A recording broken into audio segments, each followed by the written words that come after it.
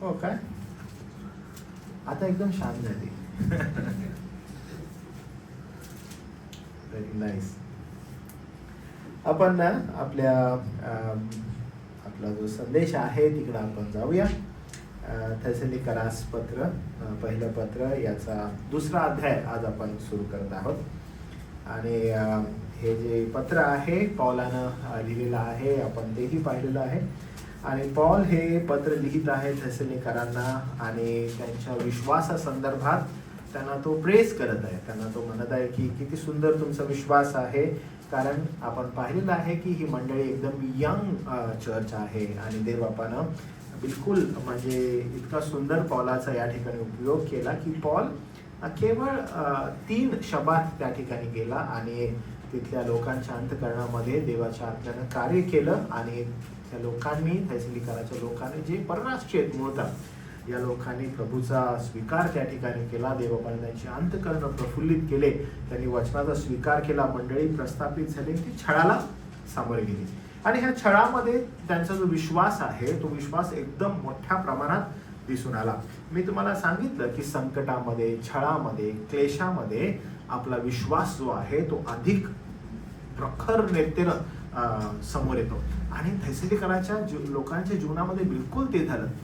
3 आठवड्यामध्ये ही मंडळी प्रस्थापित झाली आणि लगेच त्यांना छळाला सामोरे जावं लागलं. आणि आपण पाहिलं की छळ जो असतो हा सदैव लिगलाइज असतो. फार प्लॅनशीर या लोकांवर छळ आला आणि यासोन, त्याचं कुटुंब यांना पकडण्यात आलं, त्यांना नेण्यात आलं, कोर्टमध्ये सादर करण्यात आलं, त्यांना जामीन द्यावा लागला आणि मग ते त्यातून सुटले. आणि मग आपण पाहतो की पौल देवपित्याचं उपकार स्मरण करतो या लोकांसाठी. त्यांना तो खूप प्रेज करतो की तुमचा विश्वास किती चांगला आहे. या लोकांच्या व्यक्तिमत्वासंदर्भात अख्खं हे पत्र आहे.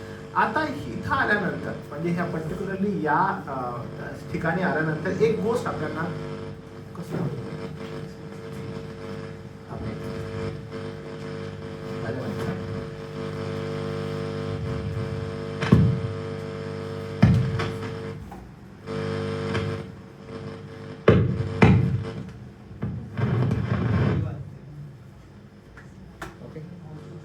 Done?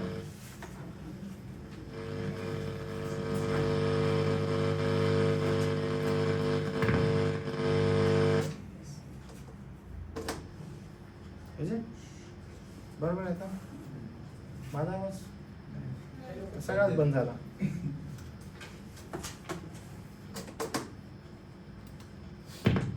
Hello hello hello check. आता आला. ओके. तर आपण पाहिलं की यासोन आणि त्याचं कुटुंब जे आहे ते मूळतः या छळातून गेलं. आणि मग आपण पौलाचा पहिला अध्याय पाहिला थेसलोनिकराच्या लोकांना की त्यांना तो प्रेज करतो, त्यांना तो म्हणतो खूप सुंदर रीतीने तुमचा विश्वास आहे आणि तो विश्वासा संदर्भात फार त्यांना संकटामध्ये किती सुंदर रीतीने तुमचा विश्वास बाहेर पडला.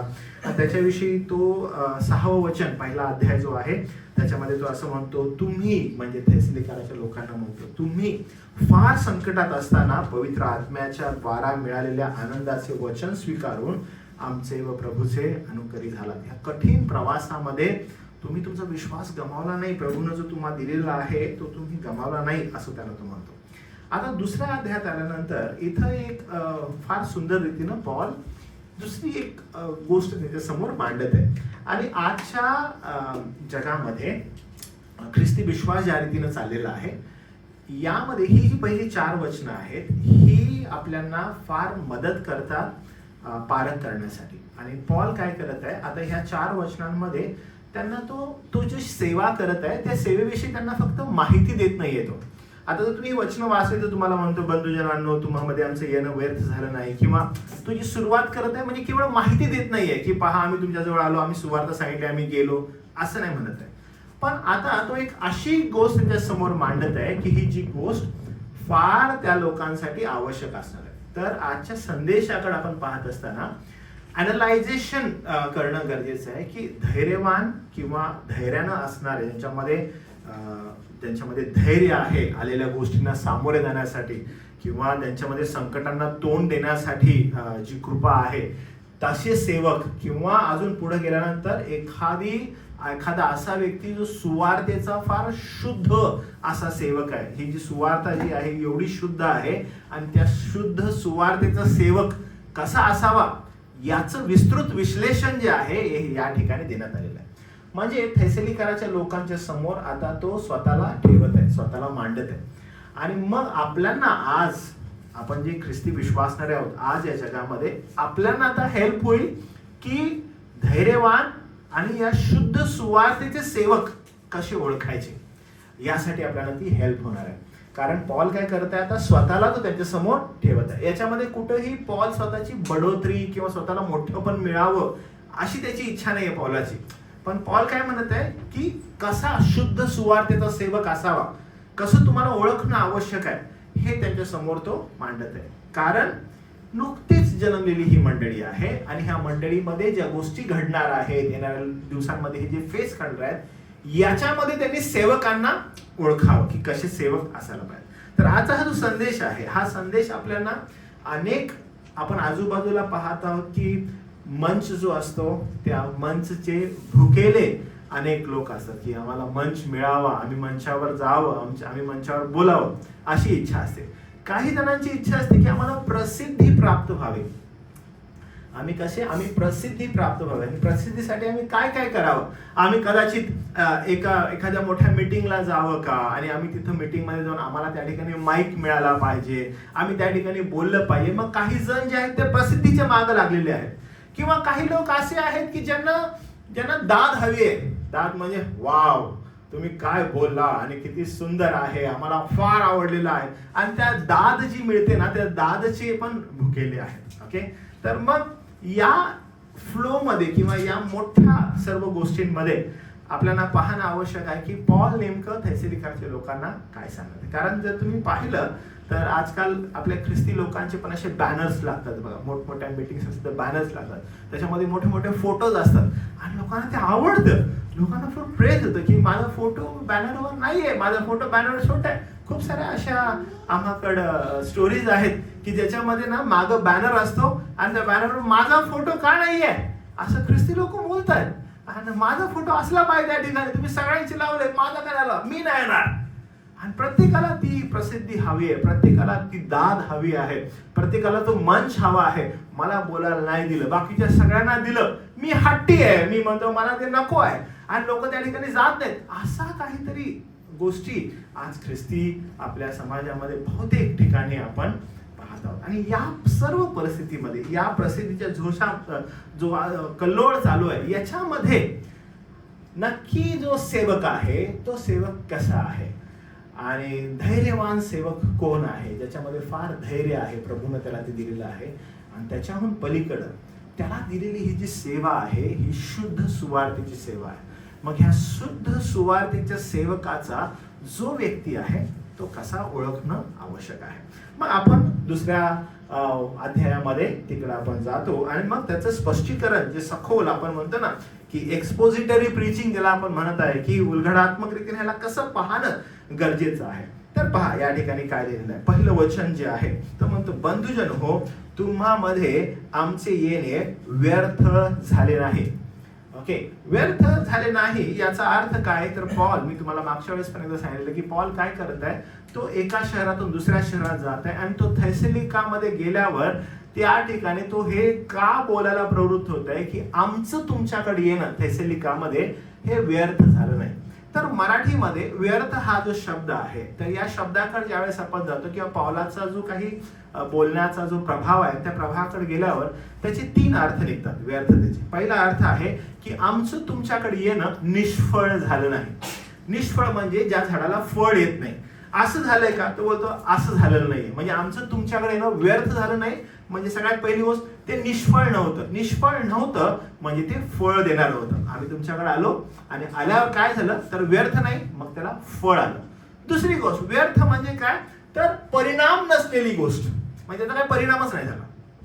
म्हणजे व्यर्थ म्हणजे काय की आम्ही आलो आणि आमच्या याने काही प्रभावच नाही, आमच्या याने काही परिणामच नाही. तर पॉल म्हणतो असं पण नाही. म्हणजे पहिलं तो असं म्हणतो की व्यर्थ नाही, व्यर्थचे 3 भाग होतात. पहिलं होतं निष्फळ, दुसरं होतं परिणाम नसलेलं, तिसरं असं होतं की आम्ही असं चालू रिकामाने रिकामच गेलो.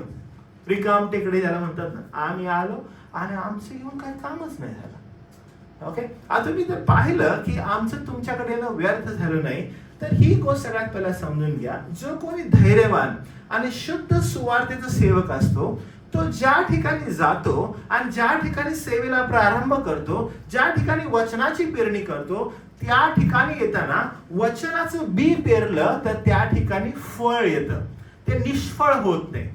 आणि ते फार गरजेचं आहे. जेव्हा तो तिथून जातो त्या ठिकाणी परिणाम घडतो, त्याचं जाणं परिणाम करणार असतं. तिसरी गोष्ट, तो कधीही रिकामा जात नाही, रिकामा येत नाही. फार आवश्यक आहे. पॉल ज्यावेळेस म्हणतो आमचं तुमच्याकडे येणं व्यर्थ झालं नाही, याचा अर्थ काय होतो? द बेस्ट थिंग, आम्ही आलो, फळ मिळालं.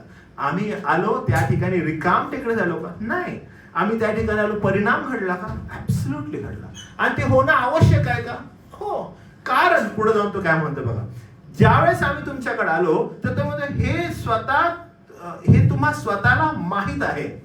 तुम्हाला हे सगळ्यांना काय काय माहित आहे की आम्ही आल्यावर त्या ठिकाणी नेमकं काय घडलेलं आहे. फार गरजेचं आहे. कारण खरी जी सेवा असते, ज्याला आपण म्हणतो ना शुद्ध सुवार्तेचे सेवक, खरी सेवा करणारे सेवक, हे ना गर्दी पाहत नाहीत. आणि गर्दी पाहून ना, वाव, आज काय मी सोडणार नाही, काय जबरदस्त गर्दी आहे आणि काय माझा प्रभाव आहे. गर्दी पाहतात का ते गर्दी नाही पाहत. गर्दीत यश आहे का? गर्दीत यश नाही. ज्यावेळेस आपण पाहतो की गर्दी नाही, प्रसिद्धीमध्ये यश पाहिलं का? प्रसिद्धीमध्ये पण नाही. मग नक्की यश कशात आहे? शुद्ध सुवार्तेच्या पेरणीमध्ये प्रसिद्धी आहे, यश आहे. प्रसिद्धी म्हणण्यापेक्षा यश आहे. कारण शुद्ध सुवार्तेच्या पेरणीसाठीच पाचारण आहे. मग एक खरा सेवक, एक धैर्यवान सेवक ज्या ठिकाणी सेवा करायला जातो त्या ठिकाणी तो शुद्ध सुवार्तेची पेरणी करतो. तो रिकामा जातोय का? रिकामा नाही जात, कारण त्याच्याजवळ शुद्ध सुवार्थ आहे. मी का वारंवार शुद्ध सुवार्थ म्हणत आहे? कारण पौलाला सोपवलेली सेवा, पौल स्वतः त्या सेवेला शुद्ध सुवार्थ म्हणत आहे.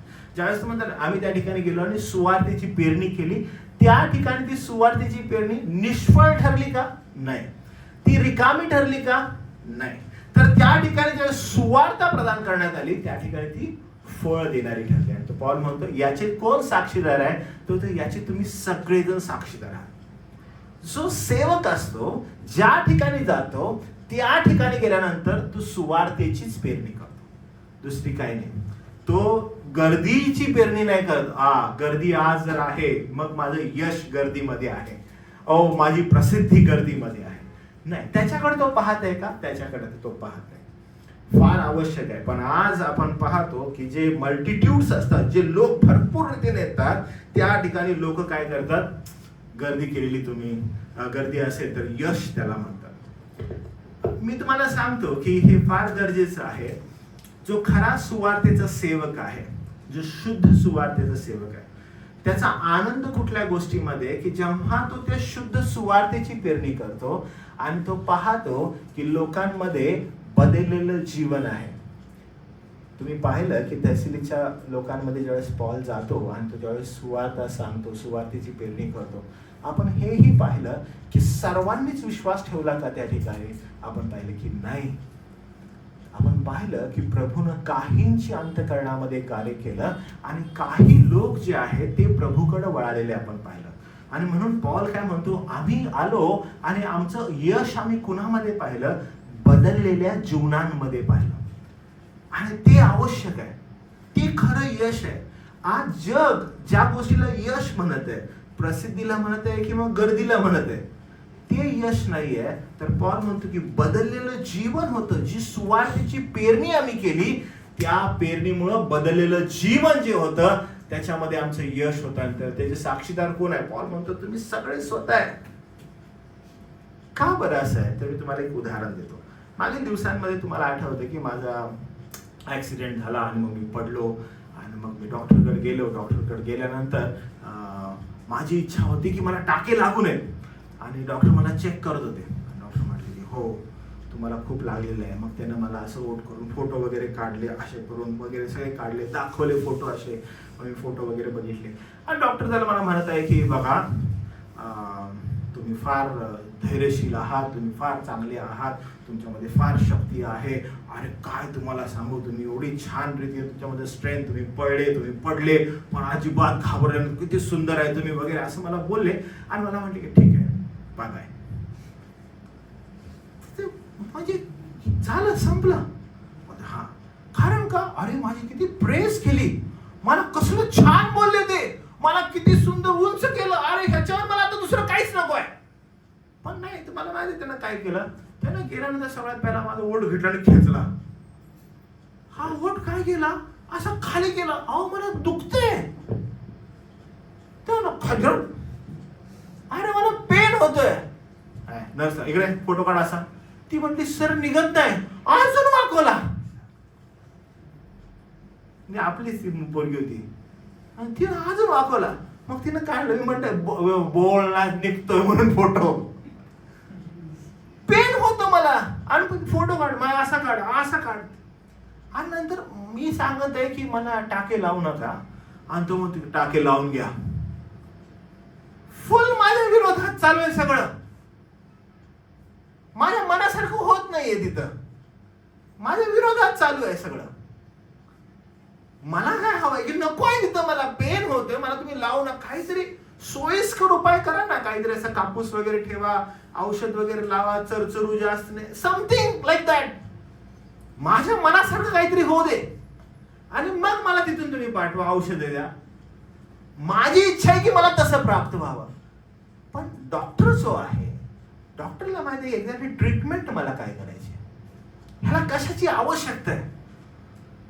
आणि जर त्यानं मला एकदम छान बोलला असता, ओ किती सुंदर बाबा तू, किती छान, बरं वाट, तात्पुरतं मी बाहेरून सगळ्यांना असं, आपले जे सगळेजण होते, तुम्हाला माहित आहे का डॉक्टर मला काय म्हटला, मी एकदम माझी मेखी मिरवली असती मी त्या ठिकाणी बाहेर. बट इन्स्टेड ऑफ दॅट त्यानं काय केलं, जे माझ्यासाठी गरजेचं आहे, जे माझ्यासाठी आवश्यक आहे, ते त्यानं मला ट्रीट केलं. आणि तो एक प्रॉपर खरा डॉक्टर आहे. शुद्ध सुवार्ता जी आहे, ती शुद्ध सुवार्ता ज्यावेळेस आपल्याकडे येते, किंवा सुवार्तेचा धैर्यवान सेवक कोण आहे, तो तुमची गरज जाणतो. आणि ज्यावेळेस तो येतो, तुम्हाला जे हवं आहे, तुम्हाला जे पाहिजे स्वतःच्या इच्छेला, ते तो प्रोव्हाइड नाही करत. तर तुमच्या अंतःकरणाला जे आवश्यक आहे, तुमच्या जीवनाला जे पोषक आहे, तुम्हाला जी भरारी देईल, ते तो प्रोव्हाइड करतो. कदाचित त्या वेळेला, त्या क्षणाला तुम्हाला ते वेदनादायी आहे, तुमच्या जीवनामध्ये ती स्वीकृती करण्यासारखं नाही, तुम्ही स्वतःला दोष द्या, तुम्हाला फार वाईट वाटेल. पण ते लॉंग रन साठी, तुमच्या जीवनासाठी ते गरजेचं आहे. धैर्यवान आणि शुद्ध सुवार्तेचा सेवक हा तसा आहे. आणि पॉल काय करताय, फक्त माहिती देत नाहीये. पॉल म्हणतो याचे साक्षीदार कोण आहे, याचे साक्षीदार तुम्ही सगळेजण आहात. तुम्ही सगळेजण आहात.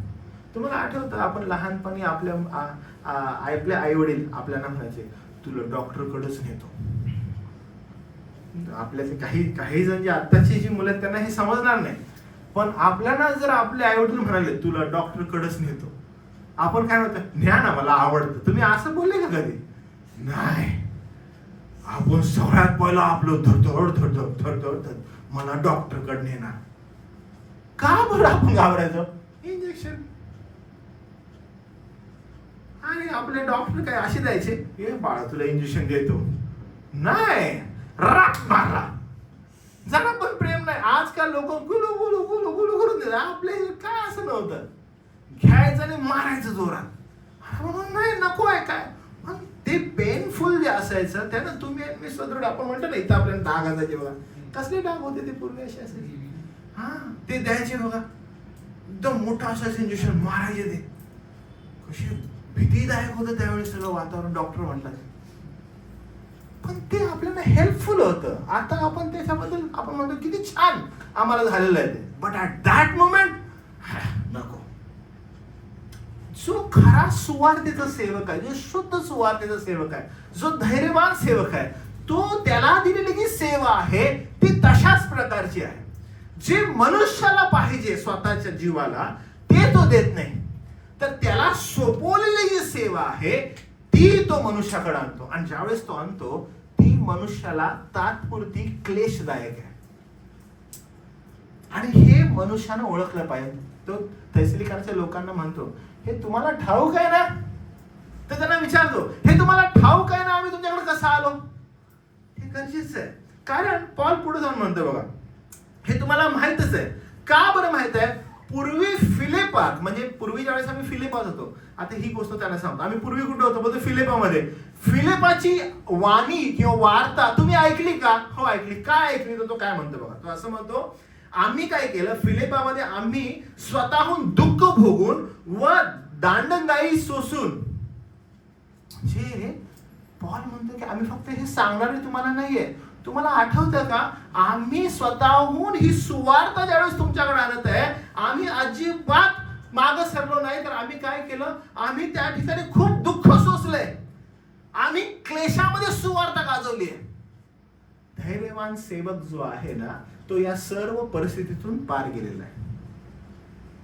सर्व परिस्थितीतून पार गेलेला आहे. फार क्लेशानं सुवार्ता सांगलेली आहे. प्रेषितांची कृत्ये याचं 16व्या अध्यायामध्ये पौलानं सोसलेली जी काही संकट आहेत त्याचं वर्णन त्या ठिकाणी केलेलं आहे. तो फिलिपामध्ये कोणत्या प्रकारे संकटांना सामोरे गेलेला आहे त्याचं वर्णन तिथे केलेलं आहे. त्याला फटके मारले, त्याला तुरुंगवासात टाकलं, त्याला अपमानित केलं, त्याला थीतू केली पौलाची. आणि पौल हे सगळं स्वीकारत आहे ख्रिस्तासाठी. तो म्हणतो, फार कष्टामध्ये, फार दुःखामध्ये दंडगाई सोसली आम्ही. मोठ्या कष्टात असताना देवाची सुवार्ता तुम्हा सांगण्याचे धैर्य आम्हाला देवाकडून आम्हास मिळाले. म्हणजे सुवार्ता सांगण्याचं, ही दंडगाई सोसूनही, हा क्लेश सोसूनही सुवार्ता सांगण्याचं धैर्य तर आम्हाला कुठून मिळालेलं आहे? तर खुद्द देवाकडून मिळालेलं आहे. धैर्यवान सेवक जो असतो, शुद्ध सुवार्तेचा सेवक जो असतो, हा जे श्रेय आहे ते कधी स्वतःला घेत नाही. हे श्रेय तो कुणाला देतो? हे सदैव तो देवाला देतो. आणि पौलाचं आपण पाहतो की मी फार कष्टात होतो, मी फार दुःखात होतो, आणि मला काय सांगू, मी किती दुःखातून बाहेर आलेलो आहे, मला किती मारलेलं आहे. तो हे सगळं बोलत असताना तो म्हणतो की हे धैर्य जर आम्हाला कोणी दिलेलं आहे तर ते खुद्द देवाने दिलेलं आहे. ही भयानक परिस्थिती, ह्या भयानक परिस्थितीमध्ये देवानं काय केलेलं आहे? तर देवानं आम्हाला धैर्य दिलेलं आहे. मी एकदा एका ठिकाणी एक सेवक होता आणि त्याची टेस्टमनी ऐकत होतो. आणि टेस्टमनी ऐकत असताना तो म्हणाला की मी गेलेलो होतो एका ठिकाणी सेवा कार्य करायला, आणि सेवा कार्य करत असताना त्या ठिकाणी मला फार मोठ्या छळाला सामोरे जावं लागलं. आणि मग मला त्या ठिकाणी मार मिळाला, पण मी तो मार सहन केला. मी म्हटलं मी काय नाही करणार, मी प्रभूसाठी करणार. आणि मी सगळा मार सहन केला, मी प्रभूसाठी मार सहन केला वगैरे वारंवार तो हे बोलू लागला. प्रभूसाठी मला मारण्यात आलं आणि मला माझा छळ करण्यात आला आणि मी तो घेतला. इथपर्यंतच आहे का? इथपर्यंत नाही येते. तुम्हाला ठाऊक आहे की हे सहन करण्यासाठी हे धैर्य तुम्हाला देणारा केवळ देव आहे. असं नाहीये की हे तुम्ही फक्त सहन करतात, याच्यामध्ये ती धैर्यवान कृपा परमेश्वर तुम्हाला प्रोव्हाइड करत आहे. एका ठिकाणी मी बोलत असताना ही गोष्ट सांगितलेली होती, ज्यावेळेस ग्राहम स्टेन्स आणि तिच्या 2 मुलांना मारलेलं होतं आणि त्यांना ज्यावेळेस जाळण्यात आलं, आणि मला अनेकांनी विचारलं की बाळासाहेब किती कठीण आहे आणि देव त्या ठिकाणी शांत असेल का? मला हे सदैव वाटतं की तुमचा आणि माझा प्रभू हा अन्याय करणारा नाहीये. ते नक्कीच फार कष्टातून आणि क्लेशातून त्या संकटाला सामोरे गेलेले. ते फार पेन मधून आपल्या 2 मुलांसंगती जीप मध्ये जळलेले आहेत. त्यांना जाळण्यात आलेलं आहे, पण प्रभूनं त्या ठिकाणी त्यांना एकटं सोडलेलं आहे? बिलकुल नाही, अजिबात नाही. प्रभू त्याच्या लोकांना सोडेल शेवटल्या क्षणी? नाही, तुम्ही जळा आणि मरा, कधीच नाही. पवित्र शास्त्र आपल्याला म्हणतो प्रभू अशा संकटाच्या काळामध्ये आपल्या लेकरांसमवेत असतो. आणि आपण पवित्र शास्त्रामध्ये त्याची उदाहरणं पाहतो. प्रभूनं कधीच कोणाला सोडलं नाही, आणि त्यांना त्या ठिकाणी सोडलं असं प्रभूनं त्यांना धैर्य दिले. कारण सुवार्तेसाठी जर तुम्ही कष्ट सहन करता, संकट सहन करता, तुम्ही फार वेदना सहन करता, त्या सर्व वेदनांमध्ये, त्या सर्व कष्टांमध्ये आपल्या सोबत जर कोण आहे तर तो केवळ तुमचा आणि माझा प्रभू आहे. तो त्या ठिकाणी त्या संकटाला, त्या कष्टाला, त्या आलेल्या त्रासाला सामोरे जाण्यासाठी तुम्हाला कृपा पुरवतो. आणि त्यामुळे तुम्ही काय करता, तुम्ही त्याचं श्रेय स्वतः घेत नाही, तुम्ही त्याचं श्रेय कुणाला देता, प्रभूला देता. ते इम्पॉर्टंट आहे. आपण अनेकदा असं म्हणतो छाती ठोकून, आम्ही प्रभूसाठी केलेलं आहे, आम्ही प्रभूसाठी केलेलं आहे. प्रियानो, इथं ते एंड नाहीये. एंड काय माहितीये का, की हे सहन करण्यास,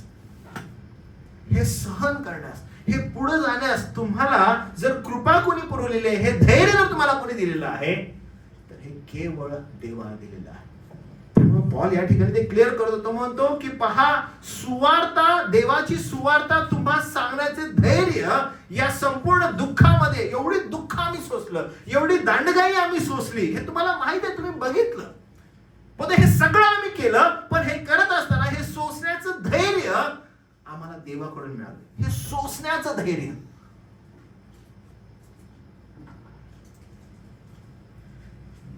माझ्या जीवनामध्ये असे अनेक प्रसंग आले की मला असं वाटलं की इट्स व्हेरी डिफिकल्ट, की यातून कदाचित मी पार जाऊ शकेन, हे मी सहनच करू शकेन का, हे होईलच का माझ्या, मग तो शारीरिक असो की मानसिक असो, हे होईल का माझ्याकडून. पण या कठीण आणि भयावह परिस्थितीमध्ये जर आपल्याला कोणी सहायता करतं, जर कोणी मदत केलेली आहे, तर तो केवळ तो देव आहे जो धैर्य देतो. म्हणून ते गौरव मनुष्याने स्वतःकडे घ्यावं का, तर मनुष्य स्वतःकडे ते गौरव घेत नाही, तर मनुष्याने ते गौरव जे आहे ते सदैव प्रभूला द्यावं, कारण प्रभू धैर्य देतो, प्रभू ती कृपा पुरवतो. जर समजा एखादा महान किंवा भयानक युद्ध चालू आहे आणि त्या युद्धामध्ये सैनिक जे आहेत, आपण जुना करार वाचला, जुन्या करारामध्ये तुम्हाला ह्या घटना आढळतात, तुम्ही प्रॉपर वाचत राहिला तर तुम्हाला आढळतं त्या ठिकाणी की बघा, पलिष्टी पळून गेले, इस्रायली पळून गेले युद्ध करत असतात, असं तुम्हाला आढळेल. अमुक एखादा राजा मरण पावता आणि काय होतं, सैनिक काय होतं, पळून जायला.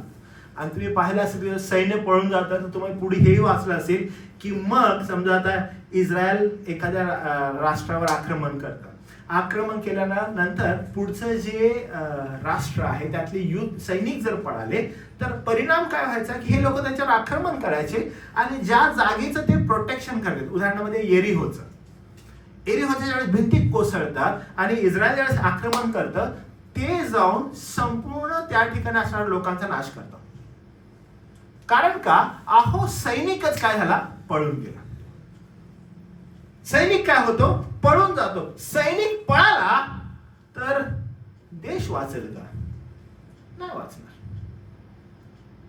त्यामुळे सैनिक हा धैर्यवान जर आहे तर देश काय होईल, देश वाचेल. आणि ते आवश्यक आहे. ही धैर्यवान असणारं जे जीवन आहे, ही धैर्यता जर कोण प्रोव्हाइड करतं तर खुद्द देव आहे. आणि पॉल त्याचं एक्सप्लेन करतो आणि म्हणतो की हे धैर्य आम्हाला जर कोणी दिलेलं आहे तर ते खुद्द देवाने दिलेलं आहे. आवश्यक आहे. त्या ठिकाणी एक फार मोठ्या प्रमाणात धैर्य देण्याचं काम देव करत आहे, असं पॉल ती कबुली देत आहे. आजचे सेवक जे आहेत, एखादा धैर्यवान सेवक जो आहे आणि जो शुद्ध सुवार्तेची सेवा करतो, तो काय करतो की संपूर्ण श्रेय जे आहे ते संपूर्ण श्रेय देवाला देतो, स्वतःकडे तो ठेवत नाही. पण आज घटना काय होत आहेत बघा, आणि त्यामुळं हा सगळा गोंधळ आहे. आणि 3ऱ्या वचनापासून 3रं आणि 4थं वचन आजच्या संपूर्ण जे संदेशवाहक आहेत किंवा स्वतःला कोणी इव्हँजलिस्ट म्हणत आहे किंवा आम्ही देवाचे सेवक आहोत म्हणत आहोत, तर त्यांनी हे पारखण्याची गरज आहे. हे मी नाही बोलत आहे बरं का, हे आपलं बायबल बोलत आहे. आणि बायबल आपल्याला सांगत आहे की भ्रांतीचं सेवक जे आहेत, भ्रांती पसरवणारे जे सेवक आहेत ते कसे ओळखायचे, किंवा धैर्यवान सेवक आहेत ते कसे जाणायचे, शुद्ध सुवार्तेची सेवा करणारे कसे ओळखायचे. कारण ही आता बाब उरलेली नाहीये की तुम्ही ज्याला दिसेल त्याला तुम्ही फॉलो करावं, त्याच्या मागं जावं, असं नाहीये. तर आपल्याला आता बायबल ते क्लिअर करत आहे. काय म्हणत आहे आपण बघूया. वाचा बरं कोणीतरी वर्स 3. कारण आमचा बोध भ्रांती अथवा अमंगलपणा यातून निर्माण झालेला नसून फक्ताचा नव्हता. हा बरोबर. भ्रांती म्हणजे काय वाटतं तुम्हाला, कोणी मला सांगेल तुम्हाला भ्रांती म्हणजे काय वाटतं? कोणाला असं वाटतं भ्रांती काय असते बरं? भ्रांती, आमचं शिक्षण भ्रांतीनं भरलेलं नव्हतं म्हणजे नेमकं काय असेल बरं? काही आयडिया तुम्हाला? कन्फ्युजन? अजून काय? अजून काय? अजून काय असं? भ्रांतीनं भरलेलं आमचं शिक्षण. आपण अनेकदा हे वचन ऐकतो, बोलतो, पण भ्रांतीचं शिक्षण असतं म्हणजे काय बरं? शुद्ध नसलेलं. बरं, अजून काय? खूप छान तुम्ही उत्तर देत आहात. अजून काय वाटतं तुम्हाला? भ्रांती म्हणजे काय बरं? इम्प्युरिटी लिहिलंय. बरोबर. सेल्फ अजेंडा असतो त्याचा. ओके. कन्फ्युजन करून देणार. हा, बरोबर आहे. भ्रांती काय करतं तुम्हाला? एकदम तुमच्या पूर्णपणे तुमच्या कल्पनाच विखरून टाकतं. मानवी कल्पकतेनं असणारं शिक्षण असतं ते. त्याच्यामध्ये तत्वज्ञान नसतं. काय असतं? मानवी कल्पकता, काहीतरी असे इल्युशन्स असतात आणि त्याच्यामध्ये शुद्धता नसते. इम्प्युरिटी इंग्लिश मध्ये लिहिलेलं आहे त्या ठिकाणी. म्हणजे प्युअर जे असतं अशुद्धतेनं भरलेलं, म्हणजे काहीतरी असं की जे सत्यापासून वेगळं आहे. मग पॉल म्हणतो की आमचं शिक्षण हे भ्रांतीनं भरलेलं नव्हतं. होय, म्हणजे तुम्हाला मी सांगू याचा अर्थ काय लिटरली होतो? म्हणजे परिस्थिती अशी आहे की आज जर त्या काळामध्ये पॉल म्हणते की आमचं शिक्षण भ्रांतीचं नव्हतं, याचा अर्थ शिक्षण भ्रांतीचं असतं, मानवी कल्पकतेनं भरलेलं असतं, इम्प्युरिटीनं भरलेलं असतं. पॉलाला हे बोलावं लागलं की आमचं शिक्षण तसं नाहीये. आता हे बघा, हे किती महत्वाचं आहे की पॉलाला स्वतःच्या शिक्षणाविषयीच बोलावं लागतं. आज जर असं कोण बोलायला आमचं शिक्षण भ्रांतीच नाही, म्हणजे लय शहाणा झालंस का तू? म्हणजे तुम्ही लय शहाणे आहे, तुम्हाला सगळं माहित आहे, आम्हाला काय माहित नाही. तुम्ही पाहिलं कसं होतंय की पॉलाला हे प्रेझेंट करावं लागलं आणि पॉलाला हे सांगावं लागलं की आमचं शिक्षण भ्रांतीचं नाहीये, कारण दुसरं कोण नाही सांगणार. मानवी कल्पकतेनं भरलेलं नाहीये, अशुद्धतेनं भरलेलं नाहीये आमचं शिक्षण.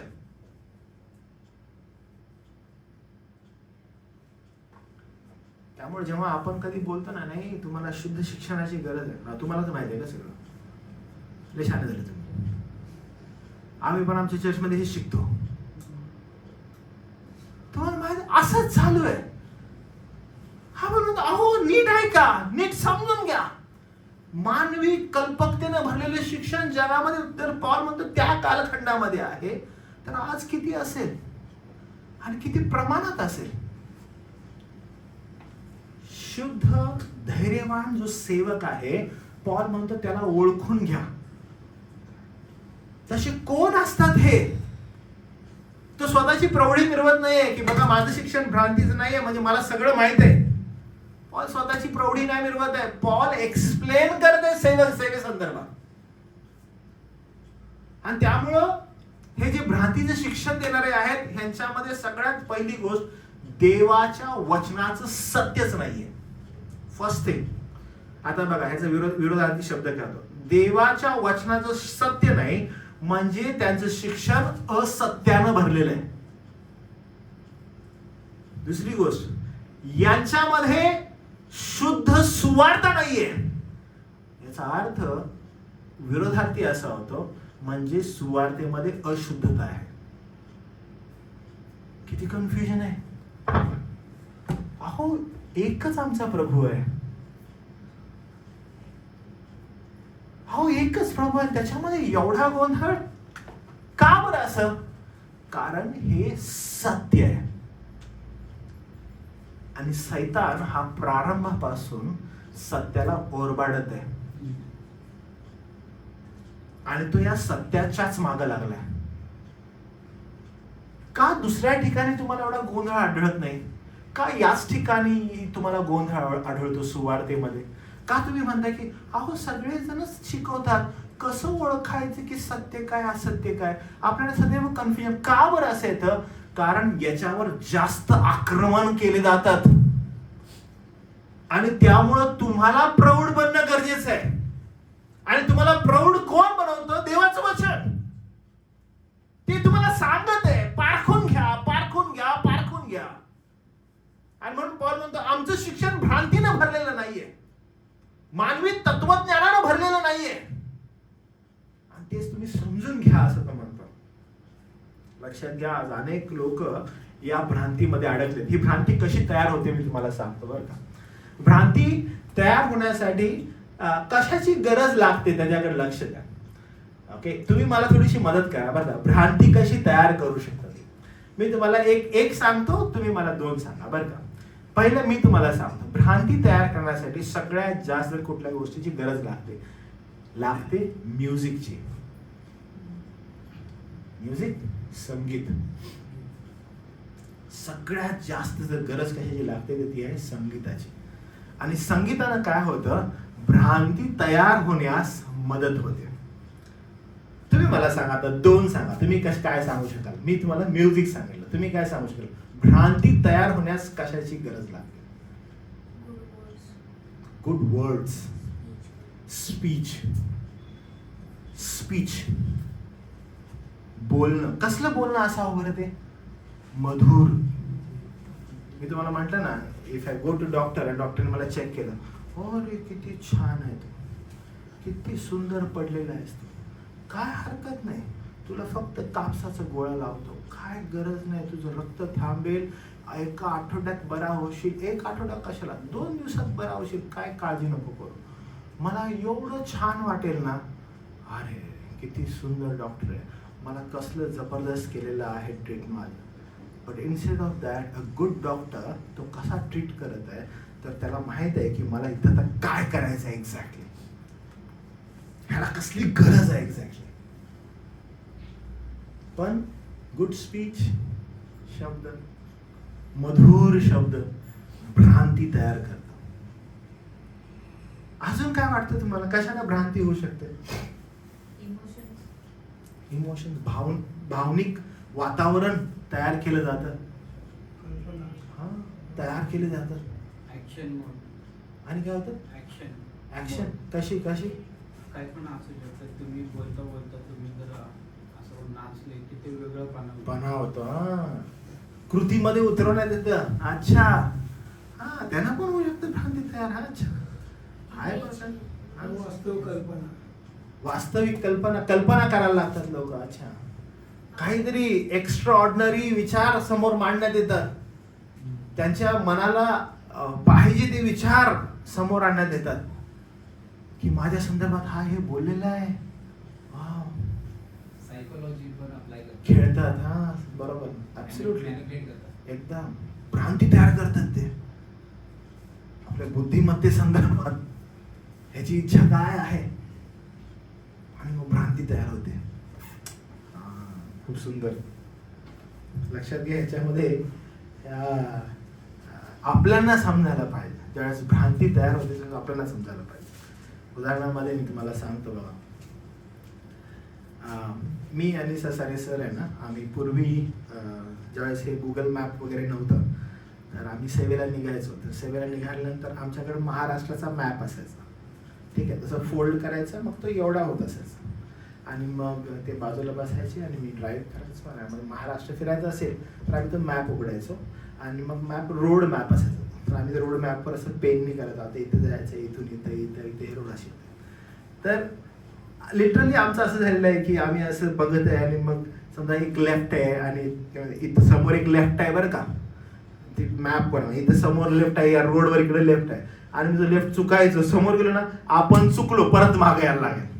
ते गुगल मॅप सारखं नव्हतं, ते असंच मॅप होतं. तर मी विचार करतो, जर नकाशा, जर मॅप चुकीचा आहे ना तर आपण योग्य रोडवर कधीच जाणार नाही. तुम्हाला माहिती आहे गोंधळ काय होत आहे? भ्रांती आहे ना, भ्रांती हा चुकीचा मॅप सेट करते. आणि जर तुम्ही त्याच्यामध्ये एकदा घुसला, तुम्ही राईट पाथवर कधीच येणार नाही. You have lost. कारण एवढी मुळं आहेत ना तिकडं, एवढे रोड्स आहेत, तर नाही समोरून गेल्यावर तुला फिरून येणार आहे तिथं, काळजी करू नको. कारण ह्या भ्रांतीमध्ये तुम्ही एकदा अडकले तर अडकले. तुम्ही चुकीच्या मॅपवर गेले तर गेले.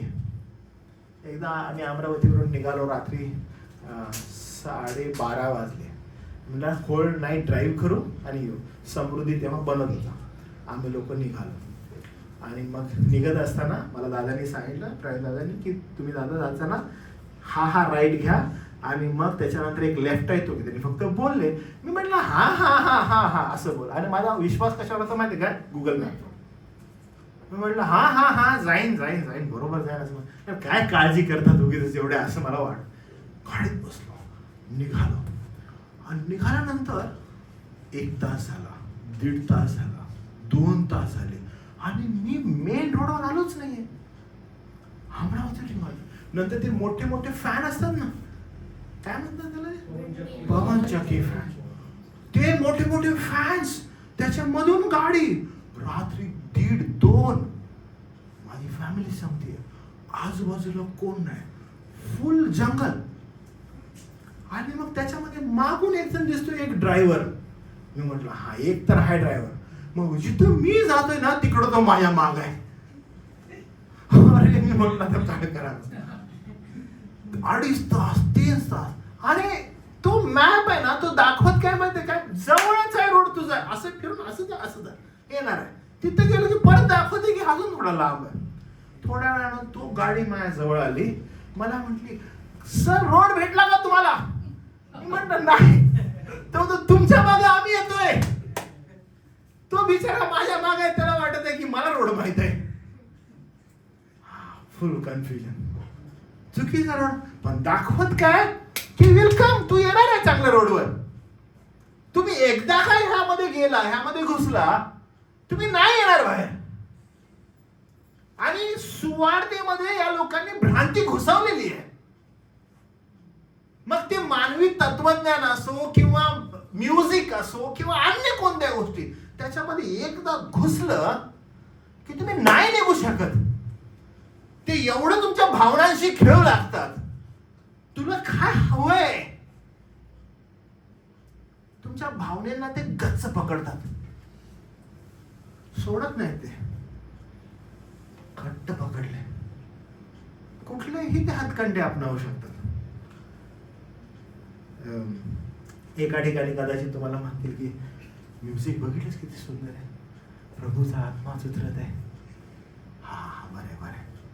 एकदा का तुम्ही त्याच्यामध्ये गेले, ही भ्रांती वाढत राहिली. तुमच्या भावना ज्या आहेत ना, त्या चेक करण्यात येतात. तुम्ही किती भावनिक आहात एखाद्या गोष्टी संदर्भात. मग ते तुम्हाला वारंवार जाणीव करून देतील. तुला आठवलं 2-3 वर्षापूर्वी कशा रीतीनं रडून रडून तू यासाठी प्रार्थना केलेली आंटी. हो, they will stuck over there. तुम्ही निघू नाही शकणार, कारण भ्रांती पसरत आहे. तुम्ही त्यातून निघणार नाही कधी. म्हणून ही जी भ्रांती आहे, हे खोटं शिक्षण जे आहे ना तुम्हाला, ते तुम्हाला नाशाकडे हळूवार घेऊन जातं. तुम्हाला सत्याकडे नाही येणार, ते तुम्हाला सत्यापासून दूर घेऊन जातं. मग परिणाम काय होतं बघा. पॉल असं म्हणतो, आमचा उपदेश भ्रांती अगर अमंगळपणा यापासून उत्पन्न झालेला नसून कपटाचा नव्हता. तुम्हाला आठवतं एकदा मी तुम्हाला सांगितलेलं कपट म्हणजे काय? कपट म्हणजे काय बरं आठवतं तुम्हाला? मी तुम्हाला विचारलेलं होतं कपट म्हणजे काय बरं?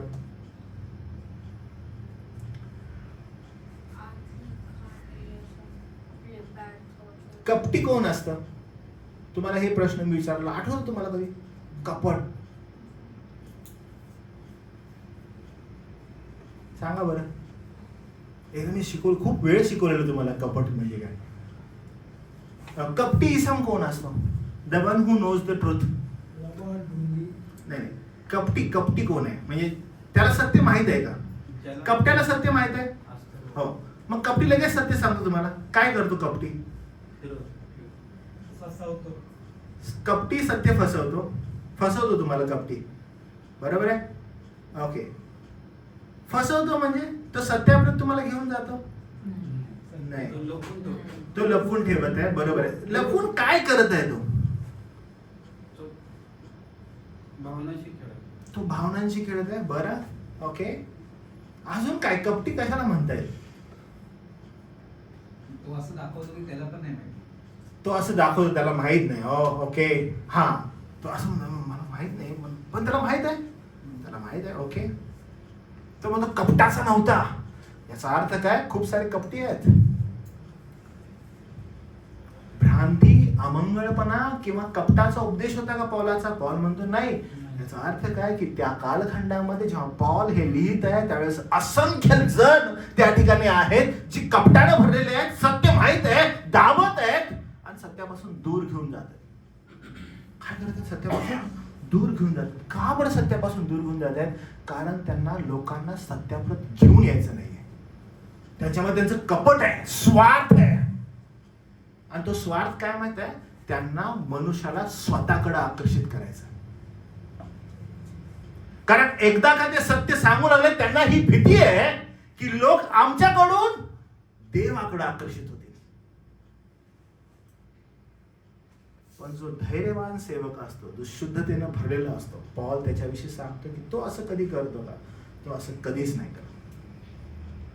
तो सदैव काय करतो? सर्व सत्य उघड करून सांगतो. त्याच्यामध्ये त्याला असं वाटतंय का की त्याचा फायदा आहे, त्याचा तोटा आहे, याचा तो कधीच विचार करत नाही. तो सगळं काय करतो? सत्य संपूर्णपणे काढून लोकांना सांगतो. कारण पहा, आज मंडळीला या लोकांची गरज आहे ज्यांच्यामध्ये कपट नाहीये. कपट म्हणजे मॅनिप्युलेशन करणं. त्याची गरज आहे का? त्याची गरज नाहीये. हे लोक काय करतात? मॅनिप्युलेट करत असताना जे कपटी लोक आहेत, सगळ्यात पहिली गोष्ट कपटी लोक काय करतात बघा, ते भावनिक रीतीनं समोरच्याला कंट्रोल करतात. ओके.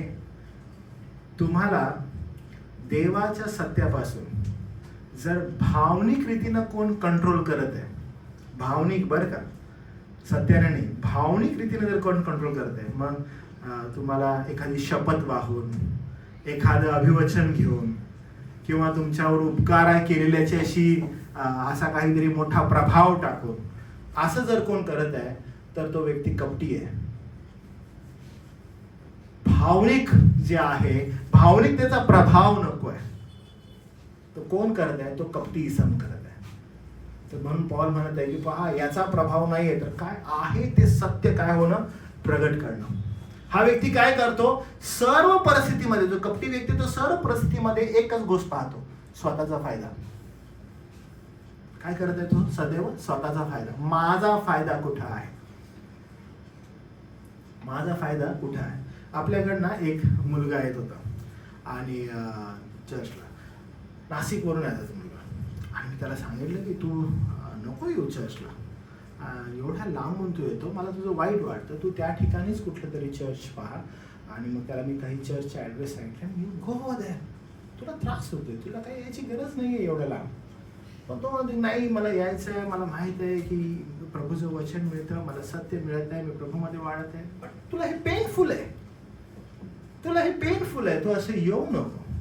लक्षात घ्या, ह्याच्यामध्ये इशू काय माहिती आहे का? तर आपण म्हणू नाही नाही नाही, तुम्ही या, काही त्रास होते, तुम्ही लांबून लांबून या, इथंच तुम्हाला हेच होणार आहे, आम्हीच आहोत.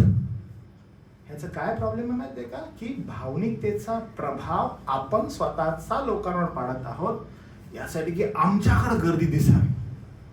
And that's absolutely wrong. हे चुकीचं आहे. त्यामुळं कपट जो असतो, कपटी मनुष्य जो असतो, तो काय करतो? सगळ्यात पहिला भावनिकतेरित्या कंट्रोल करतो. दुसरी गोष्ट आहे सत्य लपवतो. आणि तिसरी गोष्ट अशी आहे की तो स्वतःचाच फायदा त्या ठिकाणी पाहतो. पॉल असं करत होता का? पॉल म्हणतो आम्ही असं करत नाही, आणि हे त्यालाच सांगायची गरज आहे. तो काय म्हणतो? आम्ही असं करत नाही, कारण हे तोच सांगत आहे. म्हणून आज मंडळीमध्ये कपटी लोक हवे आहेत का? किंवा कपटी पाळक वर्ग हवे आहेत का? बिलकुल नाही. एंटरटेनर्स हवे आहेत का? बिलकुल नाही. म्हणजे मंडळीलाची गरज आहे का? तर नाही. मंडळीला कुणाची गरज आहे? मंडळीला सत्य शिकवणाऱ्या लोकांची गरज आहे. आणि पॉल त्यांच्या संदर्भात सांगतो. तर 4थं वचन बघा, तर हे महत्वाचं आहे. मग काय बरं, पॉल म्हणतो की अशा लोकांची गरज नाही, तर काय? 4थं वचन, तर सुवार्ता सांगण्याचे काम आम्हाला सोपून देणे हे देवाला पसंत आहे. म्हणजे सुवार्ता सांगण्याचं काम देवाला पसंत होतं. का बरं? तर तो काय म्हणतो बघा, त्याने काय केलं देवानं, सुवार्ता सांगणं देवाला पसंत वाटल्यावर आम्ही ते सांगतो, आम्ही मनुष्यास खुश करण्यासारखे न बोलता आमची अंतःकरणे पारखणारा देव खुश होईल असे आम्ही बोलतो. म्हणतो आम्हाला काय करण्यात आलं, आमची पारख करण्यात आली. देवबापानं काय केली, आमची पारख केली. आमची पारख कशी केली? पॉल म्हणतो आम्हाला सर्व परिस्थितीमध्ये देवानं पारखून पसंत केलं. आणि कसं पसंत केलेलं आहे देवानं पारखून देणं? पारख करणं म्हणजे काय, देवानं त्यांना परीक्षेतून टाकलं बाहेर, त्यांच्यावर परीक्षा उधळल्या, ते संकटामधून गेले, ते क्लेशामधून गेले. आणि पॉल म्हणतो आमची पारख झाली. 1 2 3 4 5 6 पॉइंट्स. पॉल म्हणतो आम्ही संकटातून गेलो, आम्ही परीक्षेतून गेलो, आम्हाला किती छळ सहन करावा लागला, आम्हाला किती त्रास सहन करावा लागला, आम्ही या सर्वातून गेलो.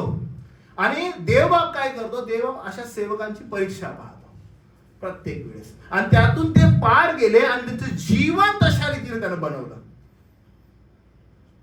कणखर जीवन बनवलं, एकदम त्यांना सेट केला. आज आवश्यक आहे, लक्षात घ्या. अनेकदा संदेश देणारा जो संदेश वाहत असतो तो काय करतो, तो संदेश देत असताना संदेशाचा मालक होतो. काय होतो? संदेशाचा मालक होतो. मग त्याला जसं हवं आहे ना तसं तो बोलू लागतो. तर इन्स्टेड तुम्हाला आणि मला संदेशाचा किंवा संदेश देण्याचा, वचन देण्याचा जो सेवक असतो तो सेवेकरी असतो, स्टुअर्ट असतो. आणि स्टुअर्ट म्हणजे काय? सेवेकरी, गुलाम. तो काय करतो, जे त्याला कार्य सोपवण्यात आलं ना तेवढंच तो प्रेझेंट करतो. जो देवाचा खरा सेवक असतो तो देवाच्या वचनाचा गुलाम असतो. आणि पॉल म्हणतो की वी आर दॅट. देवाला पसंत वाटली की ही सेवा आम्हाला त्याने सोपवून द्यावी, आम्ही घेतलं आणि हे आहे तसं आम्ही तुम्हाला प्रेझेंट करत आहोत. कोणत्याही प्रकारची भ्रांती नाही, कोणत्याही प्रकारची भेड मिसळ नाही. हे आहे, हे घ्या, हे प्रभूचं वचन आहे. आम्ही ह्याचे मालक नाही होऊ शकत, पॉल म्हणतो. आणि आम्हाला जसं हवं आहे तसं आम्ही करू नाही शकत. उदाहरणामध्ये जर समजा, कारण त्यांना तशा रीतीनं पारखलेलं आहे. आपण बँकमध्ये गेलो आणि बँकमध्ये गेल्यावर कॅशियर आहे. तो कॅशियर ना त्याच्यावर सगळ्या बँकचा पैसा आहे. कॅशियर म्हणतो का एवढा श्रीमंत व्यक्ती आहे मी, माझ्याकडे एवढा पैसा आहे? नाही, हे त्याचं काम आहे, तो त्या ठिकाणी करत आहे. असं म्हणा मी एवढा श्रीमंत आहे ना, माझ्याकडे खूप पैसा आहे, बँकेत आहे, सगळा माज आहे, त्याच्यावर तो अधिकार गाजू शकतो का? नाही, तो स्टुअर्ड आहे त्या ठिकाणी. जे आहे ते त्याचं आहे, जे परमेश्वराने त्याला दिलेलं आहे. आणि तो काय करत आहे, सेवक काय करतो, ते घेत आहे आणि त्यांना तो देत आहे ज्यांना गरज आहे. हे स्टुअर्डचं काम आहे, एका सेवेकऱ्याचं हे काम आहे. जो धैर्यवान आणि शुद्ध सेवक आहे, जो शुद्धतेनं सुवार्तेची सेवा करतो, त्याचं व्यक्तिमत्वच या प्रकारचं आहे. कारण सुवार्ता पॉल म्हणतो आमच्यावर सोपवलेली आहे. देवाला वाटलं की आम्ही हे करू शकतो आणि आम्हाला हे करू शकतो म्हणून आम्हाला दिली, पण ती अशीच दिली का? पॉल म्हणतो नाही, आम्हाला पारखलं त्यानं, सगळ्या परीक्षेतून पारखलं. जो धैर्यवान सेवक, खऱ्या शुद्धतेचा सेवक आहे, तो असाच आहे, पारख केलेला. तुम्हाला जर ओळखायचं त्याला, तुम्ही सगळ्यात पहिला बघायचं की ह्याची पारख झालेली आहे का, ह्याची पारख झालेली आहे का. नाही तर मी तुम्हाला सांगितलं, आज प्रसिद्धीच्या मागं, ओघामध्ये, भ्रांतीमध्ये अनेक जण अडकलेले आहेत. आणि पॉल म्हणतो तेव्हा होते, तर आजची परिस्थिती फार मोठी आहे.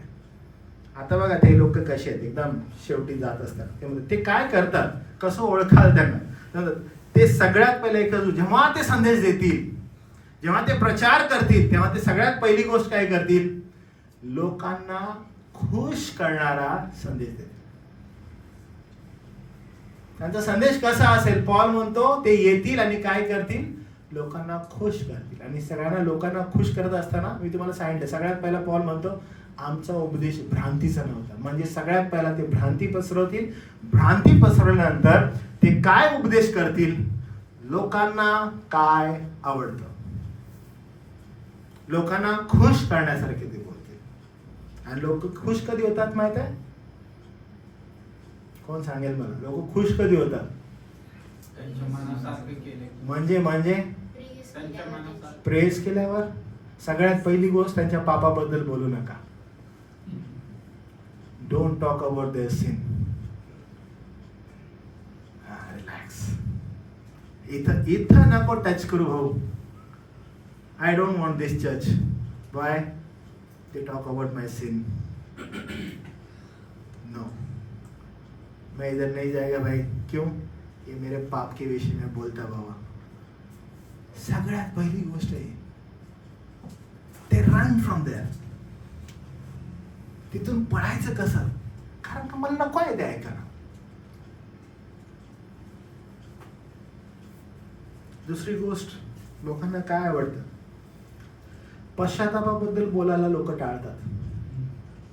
मी तुम्हाला सांगितलं ना की पाप हा शब्द अनेकांच्या संदेशामध्येच नाहीये.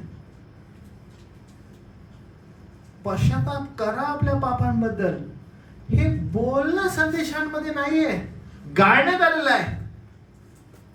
देव आप न्याय करेल हे टाळण्यात आलेलं आहे. देव आप न्यायी आहे टाळण्यात आलेलं आहे पूर्ण. हो, किती वाईट. तुम्हाला माहित आहे की नरक आहे हे बोलायला पण लोक टाळत आहेत. मी लहान असताना आम्हाला त्या स्टोरी, नरकात जाशील तू असं बोलण्यात यायचं. आता म्हटलं निगेटिव्ह बोलू नका.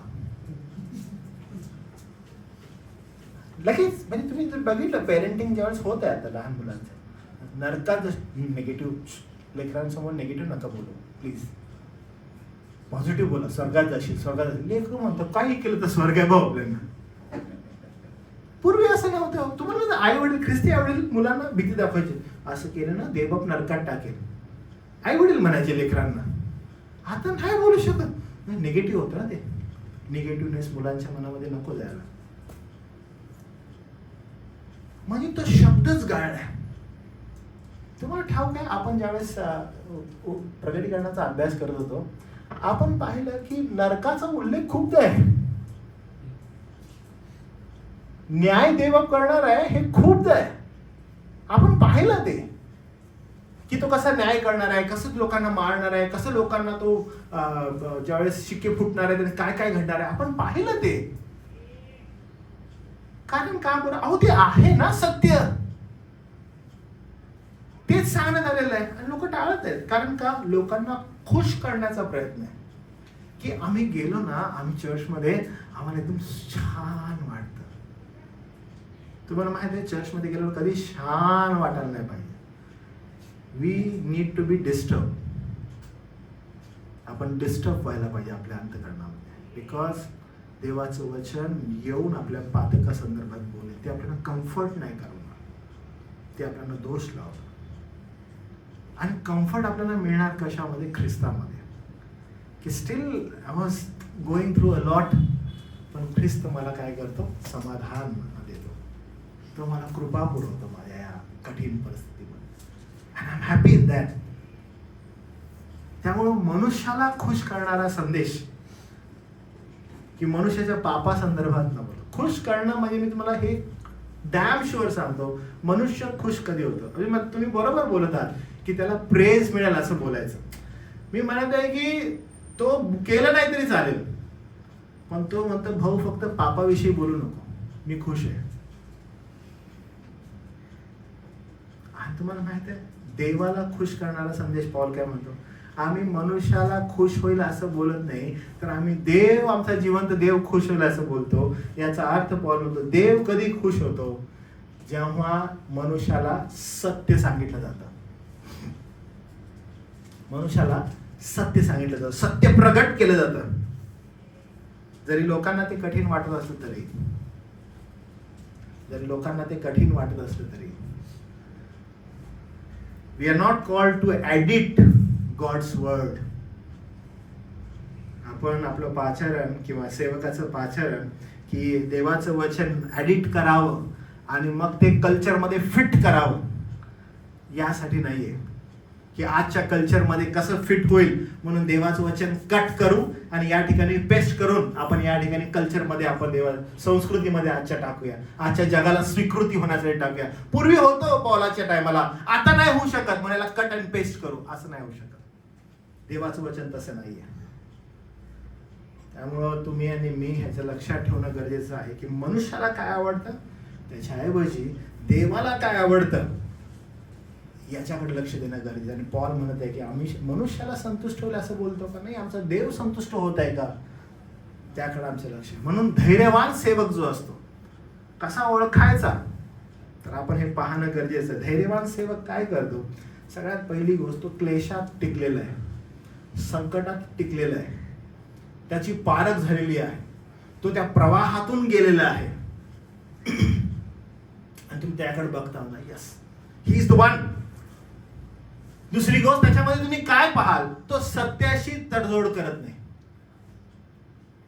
तो काय करत नाही सत्याशी, तो सत्याशी तडजोड नाही करत. व्हॉट एव्हर इट हॅपन, काही होऊ दे, तो देवाच्या सत्याशी तडजोड करत नाही.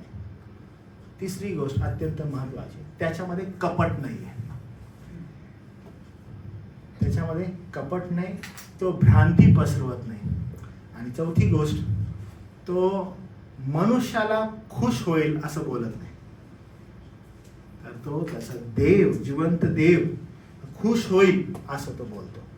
प्रियांनो, हा जो संदेश आहे, हा संदेश आज मंडळीसाठी यासाठी आहे की आज लोकप्रियतेच्या मागं ख्रिस्ती समाज चाललेला आहे. म्हणजे जर आज कुणाला बोलवायचं आहे संदेश वाहक म्हणून, तर ते पाहतात की लोकप्रिय कोण आहे, म्हणजे लोकप्रिय कोण आहे हे पाहून बोलवण्यात येत आहे.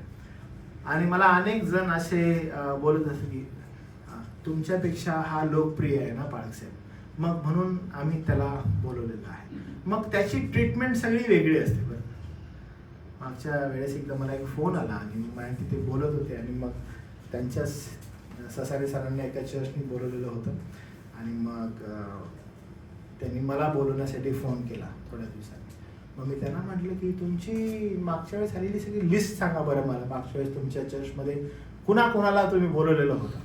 मग त्यांनी सांगितलं की अमुक अमुक अमुक लोकांना मी बोलवलेलं होतं. मग मी त्यांना विचारलं की तुम्ही त्यांना जी ट्रीटमेंट दिली, XYZ जो अपॉस्टल तुमच्याकडे आलेला होता त्याला जी ट्रीटमेंट दिली, तीच तुम्ही ब्रदर विजय कुमार ससांना ट्रीटमेंट दिली का. तर त्यांना समजलं मला काय म्हणायचं. तर ते म्हटले बाळासाहेब तो लोकप्रिय होता ना, तो जो आहे अपॉस्टल तो लोकप्रिय आहे and he is rightly available over there. हा असंच अवेलेबल आहे ना आमच्या जवळ, मग आम्ही त्यांना बोलवलं. म्हणून हे लोकप्रियतेचं स्थान वेगळं आहे आणि इकडचं अवेलेबिलिटी असल्यामुळे ह्यांना आम्ही पटकरून बोललो एका दिवसासाठी. मग लोकप्रियतेचा अभाव असल्या कारणानं ट्रीटमेंट तशी निर्भर आहे ना, अँड दॅट्स द सॅडनेस. हे कोण करत आहे, हे आजचा ख्रिस्ती समाज करत आहे. त्यामुळं देवाला खुश करणारं व्यक्तिमत्व, ज्याच्यामध्ये कपट नाही, ज्याच्यामध्ये सत्याशी तडजोड नाही, जो क्लेशात टिकलेला आहे, ह्या सगळ्यांना आपण बाजूला ठेवलंय. आणि आज आपण जर कुणाच्या मागं जात आहे तर लोकप्रिय सेवकांच्या शोधामध्ये आपण मागं जात आहे. आपण पाहत होतो की अरे तो काही चांगला सिंगर आहे का रे, तो गाणी वगैरे गाईल का रे, त्यांचं म्युझिक चांगलं आहे का रे. तुम्ही पहा ह्या ज्या कॅटेगरीज आपल्या आहेत ना, ह्या कॅटेगरीज मनुष्याला खुश ठेवण्याच्या दृष्टीने पाळकसाहेबांना करावंच लागतं, असं बघावंच लागतो. आम्हाला अशा लोकांना एकत्रित करावंच लागतो. हो, याच फॉर्म मध्ये आपण चाललो, याच फॉर्म मध्ये आपण चूज करत आहोत. परिस्थिती डे बाय डे फार कठीण होत चालली आहे, फार बिघडत चाललेली आहे आणि मंडळीनं फार जागृत राहणं गरजेचं आहे. We need to be very conscious about it. लक्षात घ्या, सत्यासाठी उभा राहणारा सेवक कदाचित लोकप्रिय नसेल, पण ना तो देवाला प्रिय असतो, तो देवाला प्रिय असतो. म्हणून मंडळीनं हे सदैव लक्षात घ्यावं. पॉल जे म्हणत आहे की आजचा हा जो प्रभाव आहे, लोक भ्रांती पसरवत आहेत, भावनिक प्रभाव पाडत आहेत, तुम्हाला वेगवेगळी कारणं देत आहेत आणि तुम्हाला या सत्यापासून दूर नेत आहेत. तुम्हाला चाचपडणी करायची की काय खरा सेवक, शुद्धतेचा सुवार्तेचा सेवक, धैर्यवान सेवक हा असाच असतो का? तर नाही. आजच्या प्रभूचा हा जो संदेश आहे तो तुम्हाला मला उत्तेजन देतो की सत्यात टिकून राहणारे, पारखलेले देवानं, क्लेशामध्ये, संकटामध्ये जे लोकप्रियतेच्या मागं जात नाहीत, ते प्रभूच्या सत्याला धरून राहतात, अशा सेवकांची गरज मंडळांना आहे.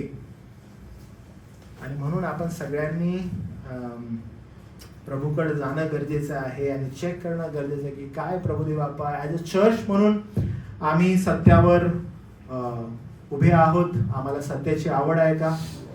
काय देव बाप्पा आम्ही त्या शुद्धतेच्या मागं आहे का? सुवार्तेमध्ये असणारी शुद्धता आहे त्याच्या आम्ही मागं आहे का?